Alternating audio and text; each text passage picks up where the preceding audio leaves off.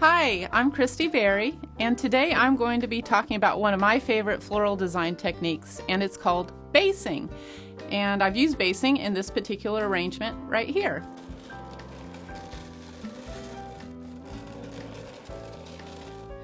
The definition of basing is the process of finishing a foundation of a composition with intricate and textural details, providing a decorative surface of materials for the emerging design. Yay! I love that. And when you look at this design, you guessed it, basing is that bottom layer, those green button mums. So I love green button mums for basing. It's one of my go-to flowers. The reason being is that they are a flat stem, they're very hardy, the stem is hardy, and then the bloom itself is very flat. And also, look at all that intricate textural detail. They're so cool. The first tip I want to share with you when using the floral design technique of basing is your mechanics. The mechanics are so important when you're working with basing. My go-to mechanic is floral foam. I love using floral foam because it gives you so much control when you're doing the basing technique. Tip number one is you want to make sure you fill your entire container with floral foam. I know sometimes we like to have little vats of water, but not in this case for basing. Secondly, you want to make sure that you have a nice flat, even surface. That way you really set yourself up for success when you're coming in and you're adding your little blooms. Also, keep in mind what is the height of the bloom that you're using, because that's going to take in account where you want that bloom to sit on your container. Do you want it to be above the container or below the container? In this case, I wanted my blooms to sit just flush with the top of the container, and in that case that meant I had to cut my floral foam about 1/4 of an inch lower in order to account for the depth of the bloom.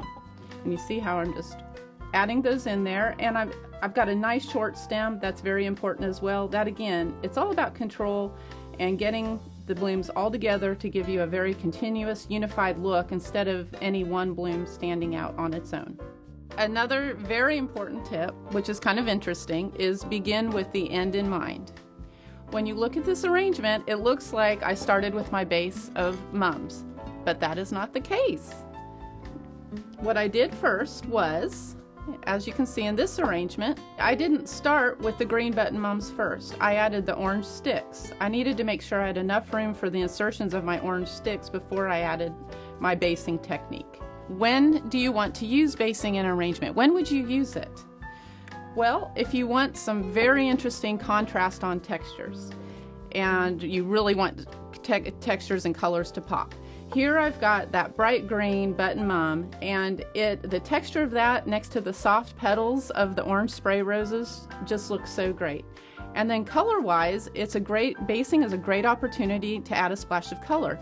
Here I have the active color combination of that bright fuchsia with the really vibrant orange, and it's great just to be able to add that vibrant green to really make all of the colors pop and give it really that active color combination. Also, I like to show off the juxtaposition of the energy of the flowers. We've got this basing technique, which is really static and solid, and then you mix that with these dancing carnations, which are just so whimsical, and the whole thing it really shows off a nice effect.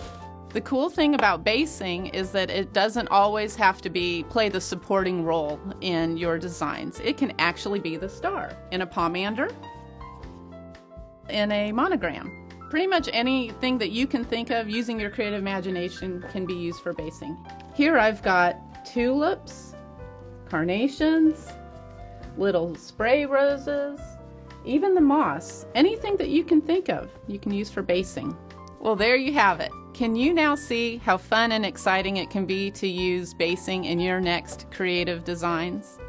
Okay, well, good luck and keep designing with that creative flair.